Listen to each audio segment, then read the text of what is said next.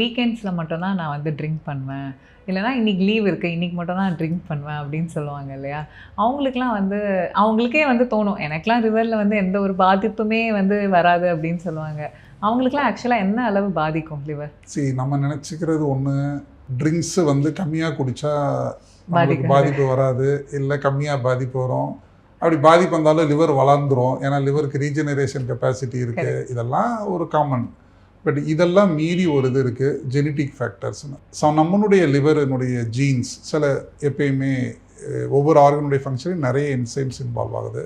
நம்மளுக்கு அந்த defective gene இருந்ததுன்னா கொஞ்சம் குடிச்சிருந்தாலும் அது டாக்ஸிக் எஃபெக்டாக மாறும். இது வந்து சில பேஷண்ட்டை பார்ப்பேன். சில பேர் 80 வயசு 90 வயசு வரை குடிப்பாங்க. அவங்க செக்கப்புக்கு வருவாங்க, ஸ்கேனாக இருக்கட்டும், லிவர் ஃபங்க்ஷன் டெஸ்ட்டாக இருக்கட்டும், எல்லாம் நார்மலாக இருக்கும். கொஞ்சம் தான் ஒரு 30 வயசு 35 வயசு தான் இருக்கும். ஸ்கேன் எடுத்துகிட்டு வருவாங்க, பிளட் டெஸ்ட் பண்ணுவாங்க. அவங்க இது அந்த 80 வயசு ரெகுலராக குடிக்கிறவோட மோசமாக இருக்கும். ஸோ அவரும் நான் இவ்வளோ குடிக்கிறேன். ஸோ இதுக்கு என்ன காரணம்னா அந்த கெமிக்கல் நம்மளை அது வந்து அப்படி தானே அந்த வந்து லிக்கரில் உள்ள கெமிக்கலை வந்து ப்ராப்பராக அவங்களுடைய லிவர் வந்து மெட்டபலைஸ் பண்ணிடுது. இவங்களுக்கு வந்து அது பண்ணுறதில்ல. அதுக்கு நிறைய என்சைம். ஸோ ஜெனட்டிக்காக நம்மளுக்கு அந்த ப்ராப்ளம் இருந்ததுன்னா அது வீக்கெண்டு குடித்தா என்ன, அக்கேஷனில் குடித்தா என்ன, சோஷியல் ட்ரிங்காக இருந்தால் என்ன, அது வரதான் செய்யும். பட் என்னுடைய அட்வைஸ், தயவுசெய்து அப்படி இருந்ததுன்னா செக்அப் பண்ணிக்கோங்க. எப்பயுமே சிம்டம்க்காக வெயிட் பண்ணாதீங்க.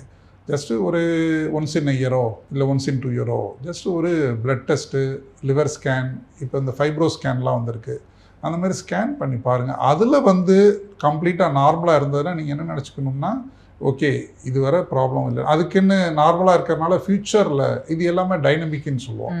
இப்போதைக்கு இது ஓகே, பட் அதனால் நம்மளுக்கு இது வர ஏன்னா சில பேர் ஸ்கேன் பேஷண்ட் சொல்லுவாங்க, ஏன்னா நான் வருஷம் செக் பண்ணுவேன், எந்த டாக்டருமே நான் சொன்னதில்லை, எல்லாம் நார்மல். ஆனால் நீங்கள் இங்கே செக் பண்ணி வர எல்லாமே லிவர் 70% டேமேஜ், 80% டேமேஜ். அது எப்படி போன வருஷம் டேமேஜே இல்லாதது இவ்வளோ, அது தப்பு. இன்னொன்று வந்து அந்த ஒவ்வொரு இன்வெஸ்டிகேஷனுக்கும் ஒரு லிமிட்டேஷன் இருக்குது. 100% ரிலேபிள் கிடையாது. இப்போ அல்ட்ராசோனோகிராம் நார்மல் காமிச்சதுன்னா அதுக்குன்னு அது சென்சிட்டிவ் ஸ்பெசிஃபிசிட்டி மெடிக்கல் டேர்ம் 100% மெஜாரிட்டியாக நார்மலாக இருக்குன்னு நினச்சிக்கணும். அதனால் அந்த டெஸ்ட்டு ரெகுலராக பண்ணிக்கோங்க. அது நல்லது. லிவர் ஃபங்க்ஷன் டெஸ்ட்டுனே ஒன்று இருக்குல்ல டாக்டர்? ஆமாம், அந்த எல்எஃப்டின்னு சொல்லுவோம். அது காமனாக எல்லா லேப்லையும் பண்ணுறாங்க. இது எல்லாம் ஒரு பேசிக் டெஸ்ட்டு. வந்து எப்படி சுகருக்கு வந்து பிளட் சுகர் பண்ணுறோம், ஃபாஸ்டிங் சுகர் பண்ணுறோமோ, இது வந்து கட்டாயம் இது பண்ணணும். அதோட இந்த ஃபைப்ரோ ஸ்கேன் நான் சொன்ன இருந்ததும் பண்ணுறது. இது எல்லாம் அட்வான்ஸ்டு.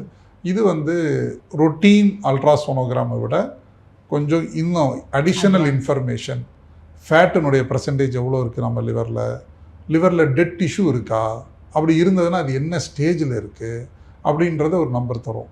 அதை வச்சுட்டு நம்ம வந்து கரெக்ட் பண்ணிக்கணும். கரெக்ட் பண்ணிவிட்டு 1 வருஷம் கழிச்சோ 6 மாதம் கழிச்சோ திருப்பி அந்த ஸ்கேன் பண்ணி பார்க்குறப்ப இம்ப்ரூவ்மெண்ட் காமிக்கும். அதிலே தெரிஞ்சிடும் நம்மளுக்கு எந்த அளவு பாதிச்சிருக்கு, கட்டாயம் தெரியும். ஸோ இப்போ இந்த ஸ்டேஜ் 1, ஸ்டேஜ் 2, ஸ்டேஜ் 3லாம் சொல்கிறாங்க. இப்போ ஸ்டேஜ் 1க்கு வந்து எந்த மாதிரி ட்ரீட்மெண்ட் நீங்கள் வந்து சொல்லுவீங்க? 2, 3க்குலாம் என்ன மாதிரி ட்ரீட்மெண்ட் நீங்கள் சொல்லுவீங்க? ஸோ இப்போ வந்து லிவர் கேன்சர்னு எடுத்துட்டோம்னா இந்த ஸ்டேஜ் 1ன்னு பார்க்குறது பிகினிங் ஸ்டேஜ். ஸோ அப்போ வந்து அதுக்கு நம்ம ட்ரீட்மெண்ட் நிறைய ஆப்ஷன் இருக்குது. ஒன்று, லிவரில் உள்ள அந்த கேன்சரை நம்ம கம்ப்ளீட்டாக சர்ஜிக்கலாக ரிமூவ் பண்ணிடலாம். இல்லை கொஞ்சம் நிறைய டியூமர் இருந்ததுன்னா அந்த ஒட்டுமொத்த லிவரையே எடுத்துகிட்டு வேறு லிவர் வைக்கலாம், லிவர் டிரான்ஸ்பிளான்ட் கூட பண்ணலாம். இதே இது ஸ்டேஜ் 4 அப்படின்னு வர்றப்ப அந்த கேன்சர் வந்து லிவரில் மட்டும் இல்லாமல் பாடியில் மற்ற பாகத்துக்கெல்லாம் பிளட் சர்க்குலேஷன் மூலமாக பரவிடுச்சுன்னு அர்த்தம்.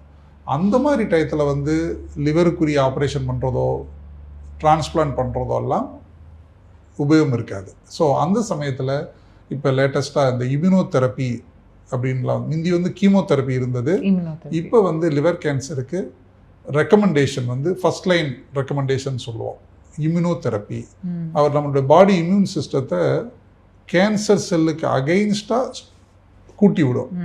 ஸோ லிவர் கேன்சர் இருக்குது, அந்த லிவர் கேன்சரை டார்கெட் பண்ணுறதுக்கு நம்ம பாடியில் உள்ள சில இம்யூன் சிஸ்டத்தை கூட்டி வரனால இது வந்து இதில் வந்து சைட் எஃபெக்ட்ஸ் எல்லாம் பெருசாக இல்லை.